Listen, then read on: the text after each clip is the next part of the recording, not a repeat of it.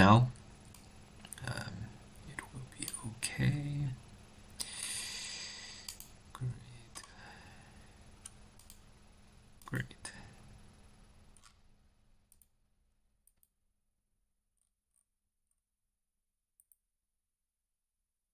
Great. I think we're ready to start again.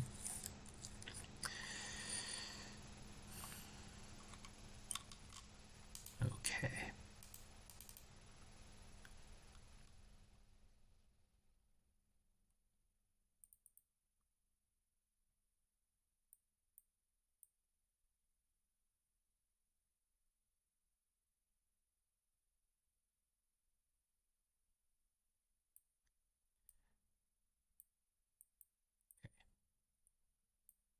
We are live on YouTube as well, so this will be good. Okay, we're gonna start recording, and then it's gonna be good. It is gonna be good.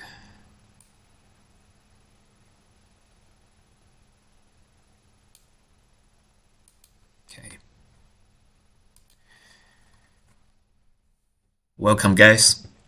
And today we are talking about the premier new tournament, the first of its kind, the Nanyang Cup. And this one is on par with the likes of Samsung Cup, the Yin Cup. It is a brand new one, so all Go enthusiasts should be very, very happy.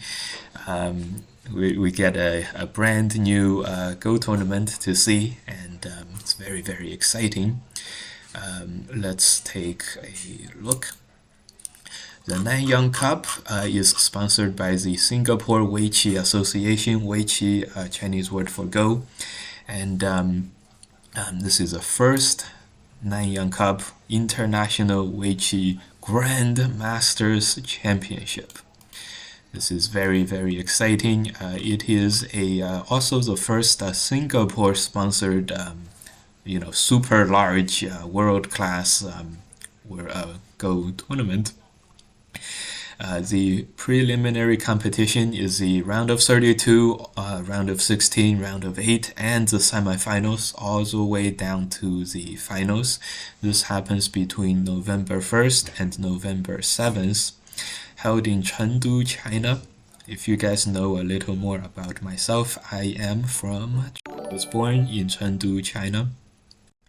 And yes, I was born in Chengdu, China, and this Go tournament is the first of its kind to take place in Chengdu, China. And the main tournament is going to be around 32 players from around the world. It will feature many of the players you guys are familiar with: Shin Jinseo, Ke Jie, other strong top players. And this is the qualifications in the Singapore Weiqi Association. So this year, this tournament, they are inviting one player from the North America, and we played in that qualification tournament, although we did not win in the end. So someone else, Jiang Minju, he is representing North America this time. They invited one player from Europe, and that was, I think, Andrei Kravets went from Europe. And they also, as you can imagine, invited one player from Singapore. And so this is their, flyer is their qualification tournament. And one player from Singapore, and the first of its kind. They also invited one player from Thailand and one player from, I believe, Indonesia. And why from these places? And that's because Nanyang is translated as Southern Ocean to China, basically. And if you take a look at the map of Nanyang, it is this. Come on, open up. Well, you guys can see this is basically Southeast Asia and the island nations. You'll know that Singapore is near is right here. Malaysia, Thailand, Indonesia. So this is why this is this Go tournament.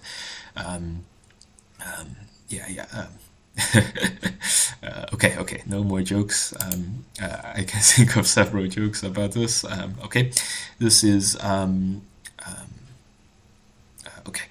This is the Nanyang Cup, the first of its kind, the first Go tournament. And here, without me talking any more about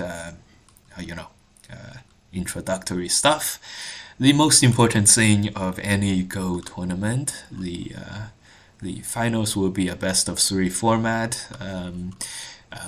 All the others are the round of 1 format. The organizers are also issuing 2 wild cards. Is this what you guys were thinking as the most important thing to any Go tournament? Okay, we'll get to it. The most important thing, the prize money.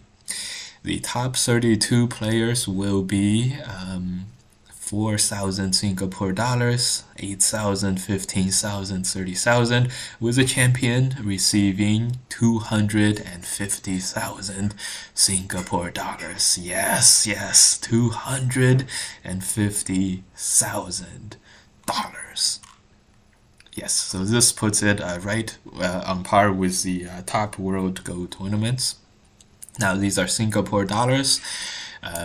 I did the search for you guys. 1 Singapore dollar is 0.76 US dollars, so 4,000 is 3,000 US dollars, 8,000 is 6,000 US dollars, 15 and so on. So a very, very hefty price, and this is also why you guys will expect to see the greatest players in the world compete in this. And here we go. We are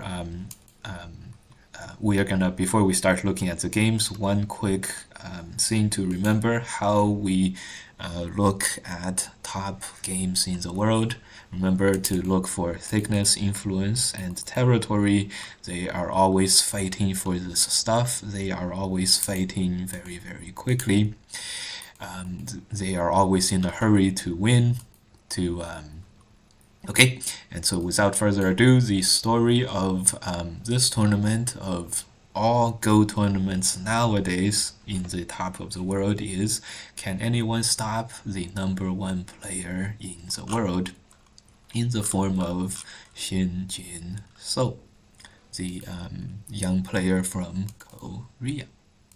Okay, and we're gonna take a look at these games from our Fox server.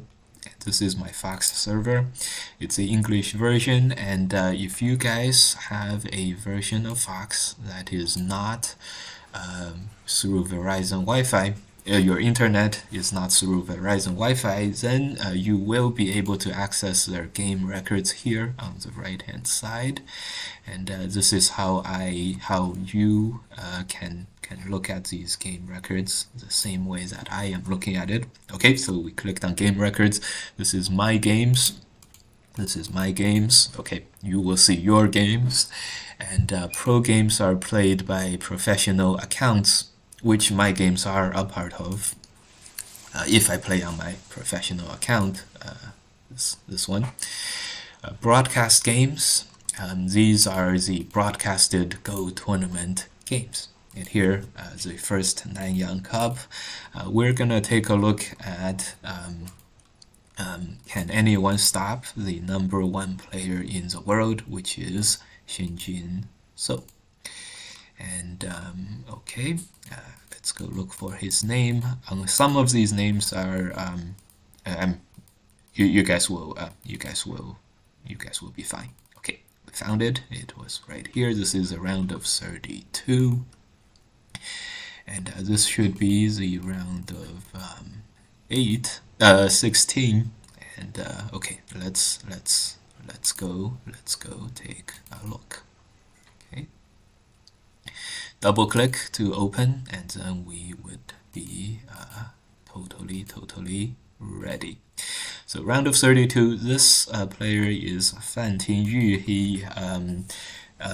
He's very famous for winning, for being a very winning player, and he on the Nanyang Cup, where it's winner stays on, he has like several years when he won like multiple games, like more than 5 games, which is fairly crazy. Anyway, before AI, Fan Tingyu was a extremely territorial player. He loves to invade and he loves to live in with very small groups. Okay, and this is a round of 32, and in the modern Go tournament, most of these Go tournaments are basically a lot of Chinese players and a few Korean players, and the number one player, Shin Jinseo. And basically the question is, can anyone take down Shin Jinseo, the world's number one? If someone can take him down, then it's more likely to go to a Chinese player. And there's just because there are several at the top, they're not as stand out as the Korean side, which basically has the one player. Okay, and so Fan Tingyu, he was an extremely territorial player. Shin Jinseo before AI was a very fighting, he succeeded through complicated fights and complex situations.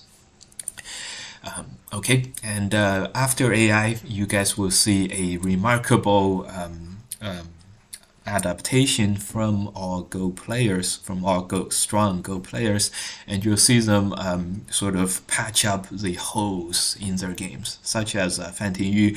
So one of his relative holes would be he's too territorial sometimes. And so with the help of AI, he and other players who are all clearly leaning one way, they are able to sort of deal with the biggest weaknesses that they have, which is very, very good. We will see later a hometown hero Go player. He is also able to patch up some holes in his game as well. Now, okay, so by the way, this is one reason that I believe we have seen some victories by Western players, North American players in these World Championship players. Fernando Aguilar from South America has beat several Japanese 9-dan professional Go players. Ryan Lee famously beat the Chen Yaoye, the number 8 world champion, and several other players in these World Championship tournaments. However, this has not happened since the AlphaGo AI era, since 2016. Chat and feel free to leave a comment of someone who has won. I don't remember any off the top of my head, and I attribute this to studying with AI, and the Asian professionals, they are able to patch up the holes in their game and generally like really up their level of play to something really beyond reach for most players, especially players who are not able to spend that much time at the game. That's my theory. Let me know if you guys have any other theories. Okay, so this game started like this. This is a common, very common Joseki nowadays. Nowadays, there are many more Josekis that go like this, where one side tanukis, and the Joseki continues with one side having a clear advantage. So if you guys a little bit more on Josekis here extend in first, because if white blocks you Atari, this is good for black. generally white will connect, and the Joseki that I know go like this. And then here you go for this connect or the tiger mouse, and then you have two very good points, Atari on the outside and crawling in on the inside. This is very similar to the 3-3 Josekis that we covered in the previous video that we did.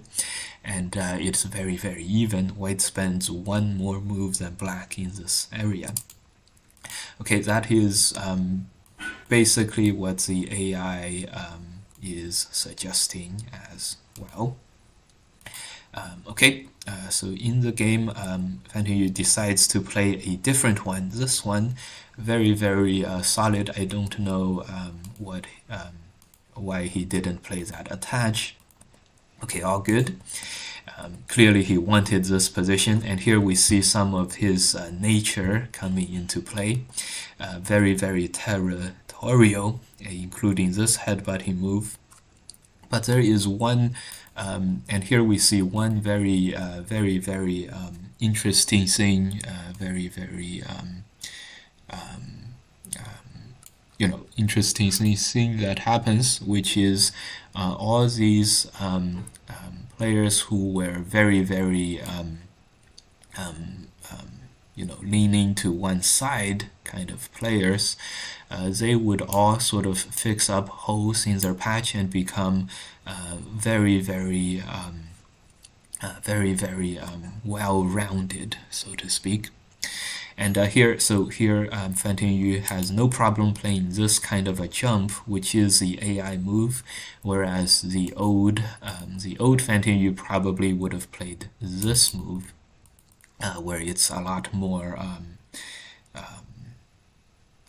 This would be a lot more territorial. Okay. All right. We are okay. Good. Okay, let's open up our window a little bit. And okay. Yes, this looks great. Okay. Okay, looks good. Ooh.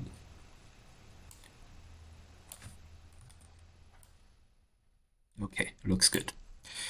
Okay, so yeah, look for players to be more and more perfect and play like more well-rounded in the modern day and age, especially the players who are extreme one way or the other.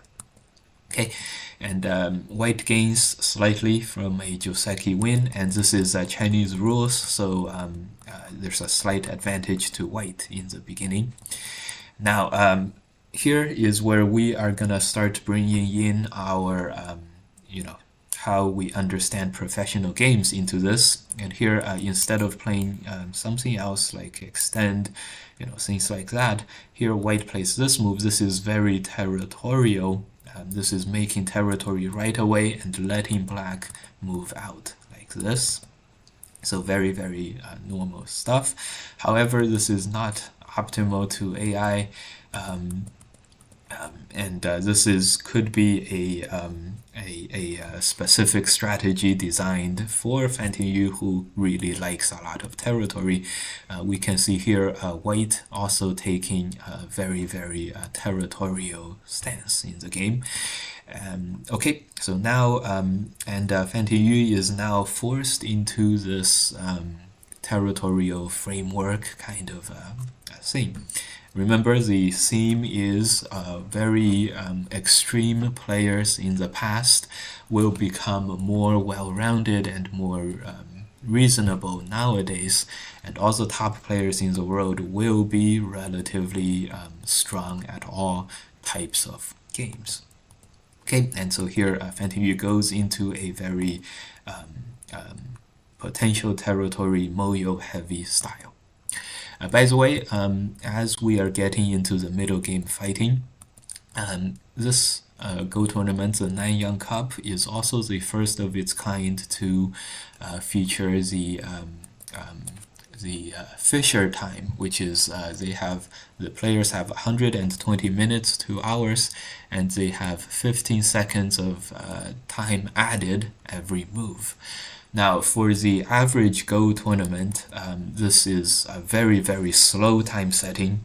However, for these world-class tournaments, the 15 seconds of added time generally is not that important because the tournaments tend to be slow anyways, and so the 15 seconds don't really add that much, and they would,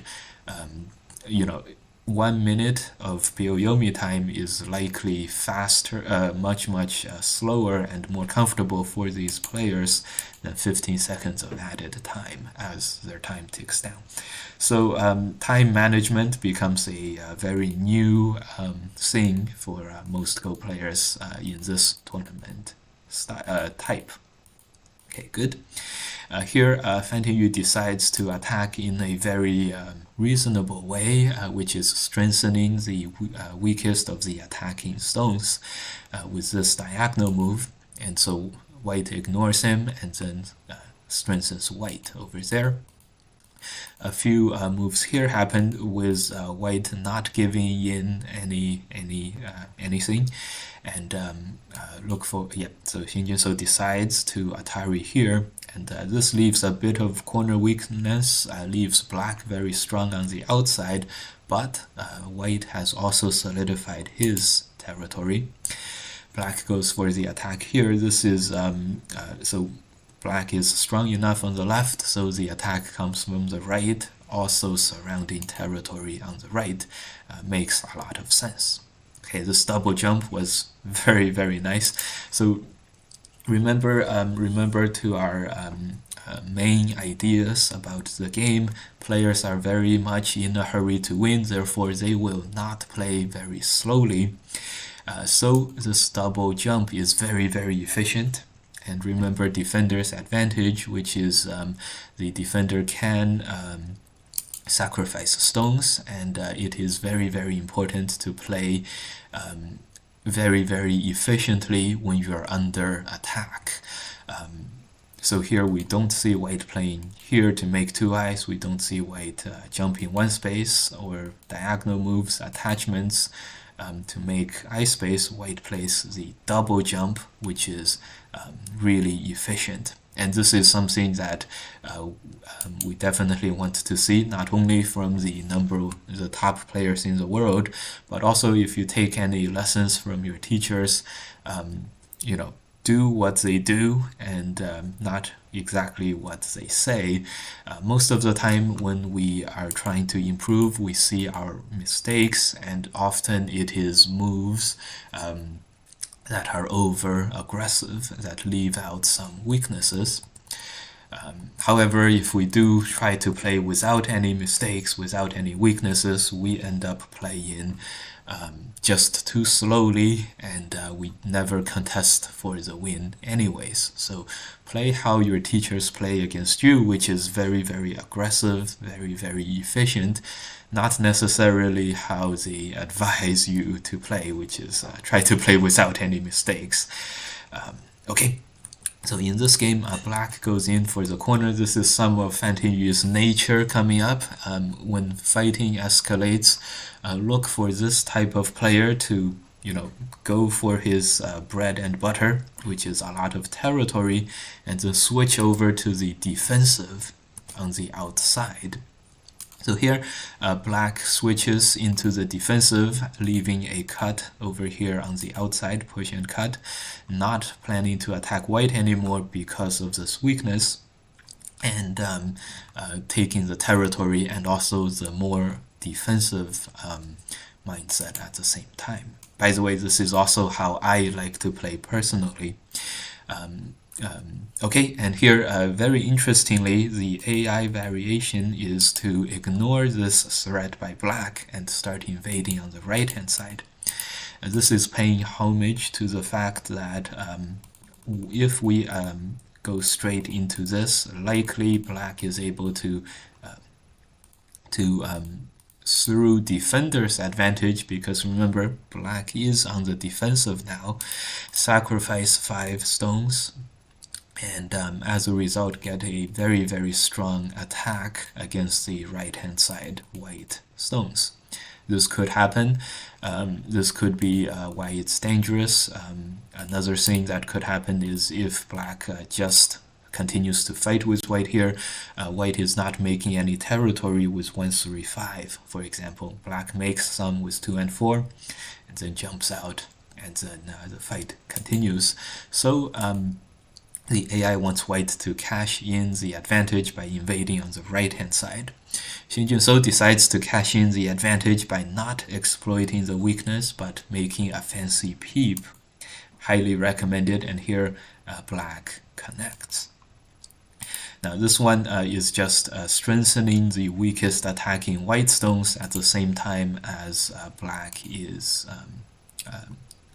weakness is being peeped at, and again, this is how we like to attack. This is how, very, very, very, very good stuff.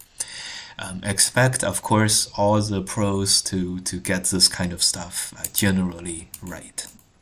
Okay, game continues, and here, because white did such a good job at invading, taking care of white, now white has a sizable advantage, 8.5 points. By the way, a very good question. Do the players know the score when they are in the game? All players have an estimate of the score, and this is not just the count of territory. They try to estimate who's winning all the time as well. So no, they do not know the AI score. They do have a very good guess at the AI score, and they are often wrong, and this is also they're often off. The only question is how off they are by. And so this is also why we recommend you guys to do what the professional players do and your teachers do, which is when you are ahead, don't defend the win. Just go play as if keep up the aggression when you are ahead, just as white is doing in this corner. Now remember, defender's advantage. White in this area is at a big disadvantage, but because white is able to sacrifice one or many of his stones, white is able to fight very effectively here. So here black is able to Atari, extend, and capture the white stones on the inside, but with these senteis on the outside, and with defender's advantage, white is able to, as long as white saves a majority of the white stones, this is a successful invasion. What if black continues to peep and threaten white? Defender's advantage, give up half of your stones if you can capture half of black's stones. This would be very favorable for white in this diagram, and this is why this fight is, even though the local fighting is favorable for black, because black spent so much extra resources here, this fighting is going to be very good for white overall in the game. And so here, white gives up 7 stones on the corner and only captures 2, but this is a very good but white is able to accept this result. Okay, what does the AI want white to do? This is almost exactly what we had. 1, 2, 3, 4, 5, 6, 7. This is white saving the outside stones, and then black capturing on the inside in the game, because white wanted 1 extra sentei to force black to Atari in the 2-2. This gave black a chance to make white a little bit heavier, and here white has to capture the 1 stone, get this result. This is noticeably a bit worse than the best variation. Black is able to capture 5 stones and some territory, but that's recommended, and exactly because big mistake by white here. Extending allows black to connect, capture these 3 stones, even though white only captures the 2. We talked about how white was able to sacrifice more stones than black. However, in this case, the top 3 stones were very big because it made the top white group very, very weak. And so this game went from a decisive white advantage into something that's very, very even now. So yes, the number 1 player in the world also bleeds. Okay. However, black best move is to start defending this black 3 stones, and here Fan Yu goes for this aggressive move to peep. He wants this to happen. With an Atari, with everything here, this is black's ideal case. Now after this, black is alive with this move at 12, but before he lives, he's gonna counterattack and counterattack white. This is a way to win for black. However, this move was a little too greedy, and here white gives up on the on capturing that 1 stone, and instead was able to find some more problems inside black's territory. So this just shows, players are very, very aggressive, and it is totally okay to make mistakes when you're trying to go for something that's very, very ideal. And even top players in the world make the aggression mistake very, very often. Totally fine. If we can play, half as good as these players, we would be very, very happy. Okay, fighting here continues, and here a compromise was reached. White gets a corner. Ko in the corner. If black plays the block, Atari, white has this move in Sente. Black has to push and then play here, then white can connect. This connect is going to help white cut something like this, and this is just a totally lost for black. Like this, even if black plays this way, black is much weaker than before, and white can save this, threaten this, and just so this is white's ideal. Okay, so here we can see 2 over aggression mistakes from both sides, black on one and white on the other, and you can see that the number 1 player in the world also bleeds and makes big mistakes. And again, just be okay with making mistakes yourselves, guys. Okay, so white plays here, black will ignore. Black plays a very nice move here. Remember the problem was white playing this move, and so here black plays here. This threatens to connect with the other side. So if white Ataris, I guess the move is here, making a okay, let's check. So AI wants white to block and then connect. This way white still gets this shape, except black has many more points in the corner. And then now, this is the AI variation. Much bigger corner, black is able to accept the bad result on the outside. Now, what if white just Ataris?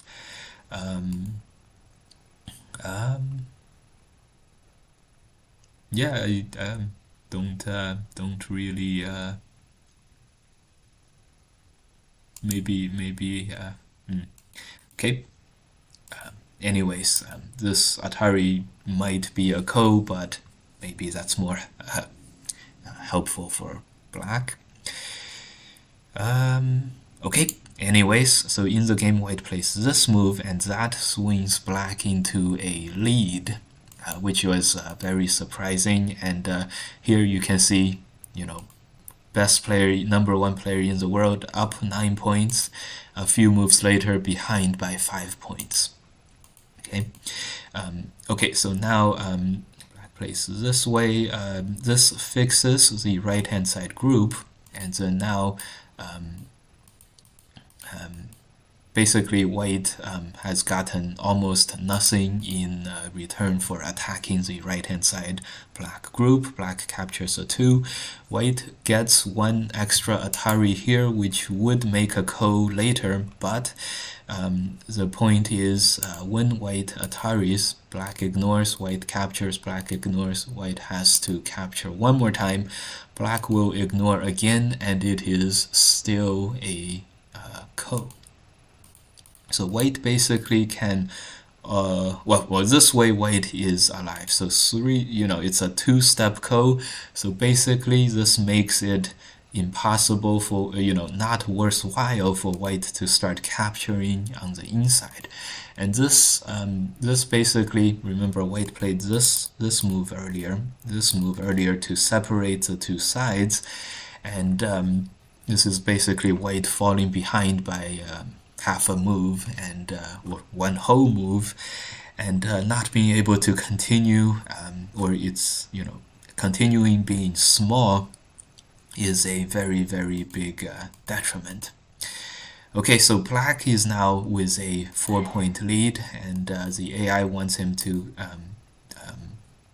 play this attach, push, jump, and fight it out on the outside, assuming, and here we can noticeably see the top right corner for white not alive, the middle for white group here not alive, this one group not alive, the top hand side group also not alive. So this is a very dangerous situation for white now.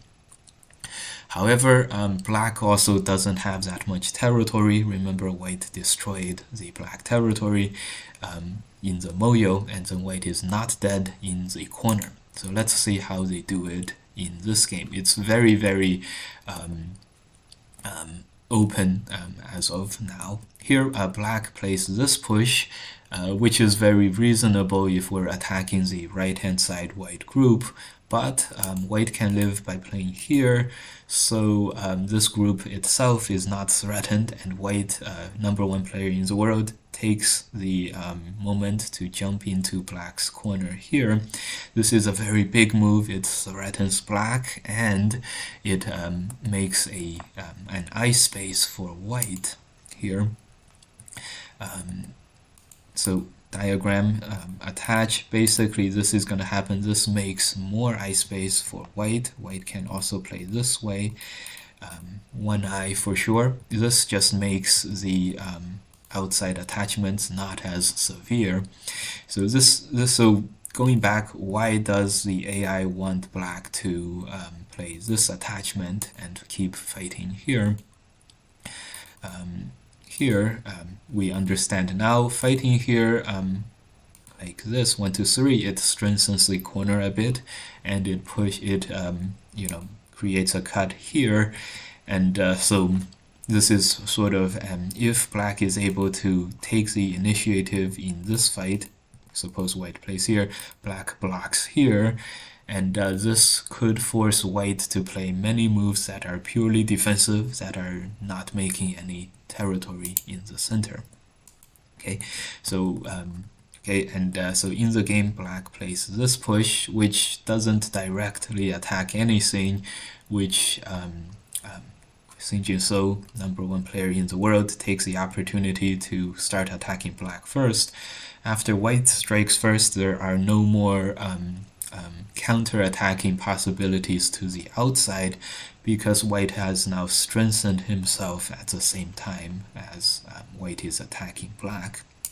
So attach, basically is not really threatening white on the right-hand side, and that allows white to play the 2-3 point diagonal move and really bully black. Okay, so a bit of a slow move gives white a little bit of an initiative, And wow, look at this. So white tenukis this attack. This is black's follow-up to the top hand side. Gives up the top in order to attack the corner in this grand exchange.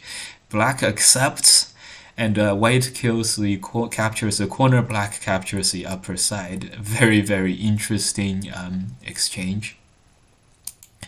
And nice. So here black plays the endgame move here. Now remember, because even though white was unable to capture black in one move, black is also not able to capture white in one move.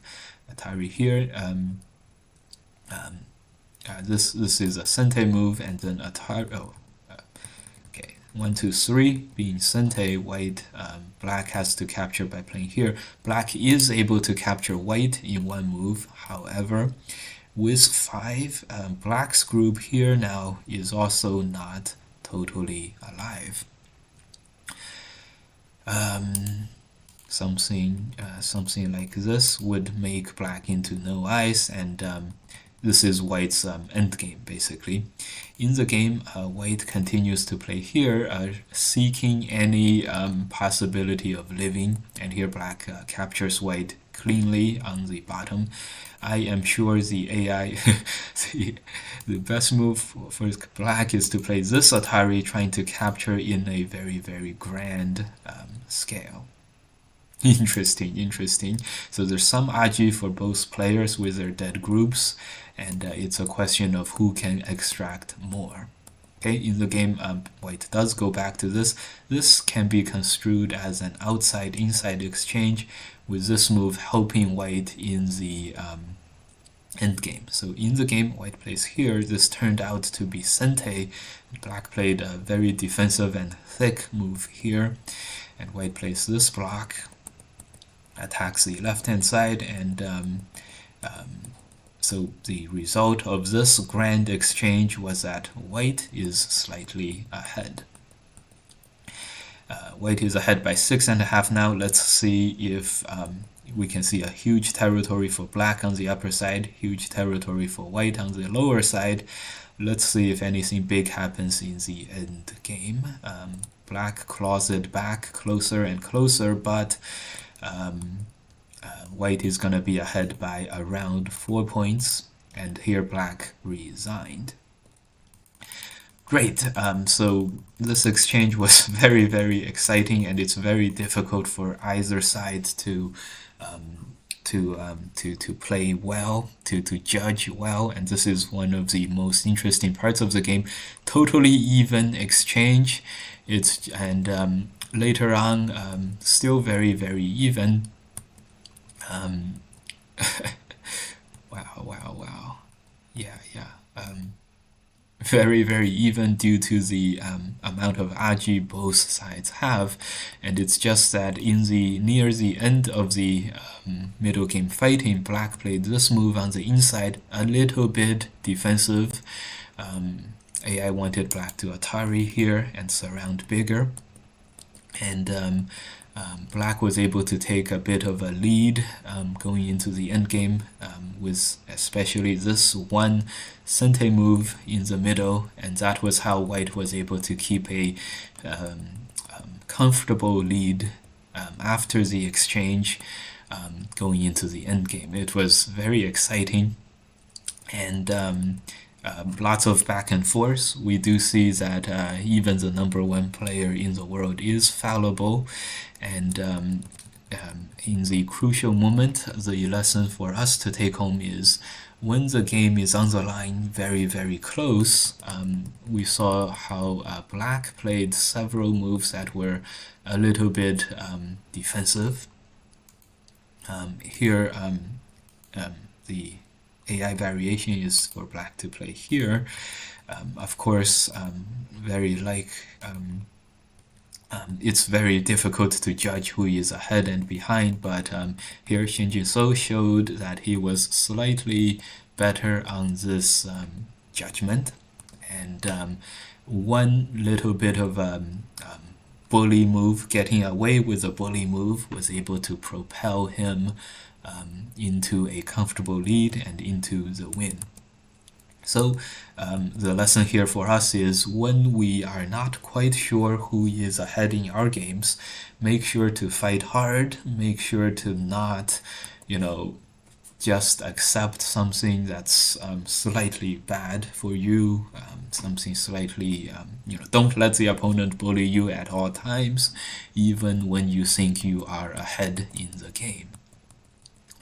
And yeah, by keeping up the level of aggression, Shin Jinseo was able to be played more proactively and more aggressively and take a endgame small endgame lead into the end. And so this is the round of 32. Shin Jinseo, we only saw this one game today.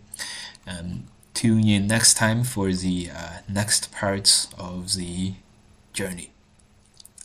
All right, thank you guys for watching. Leave a comment. Let me know if you guys like to see these types of games. This one was very, very rich, and it was very back and forth, and it really showed how important it is to be always striving for a lot of for a lot in the game, and Black slightly too defensive in the middle of the game, and he paid dearly for it. Okay, see you guys in the next one, and see who let's see who Shin Jinseo will face in the round of 16. Alright, see you guys. This will end our short stream for today. We got this working pretty well now, so later on these commentaries will go more and more smooth.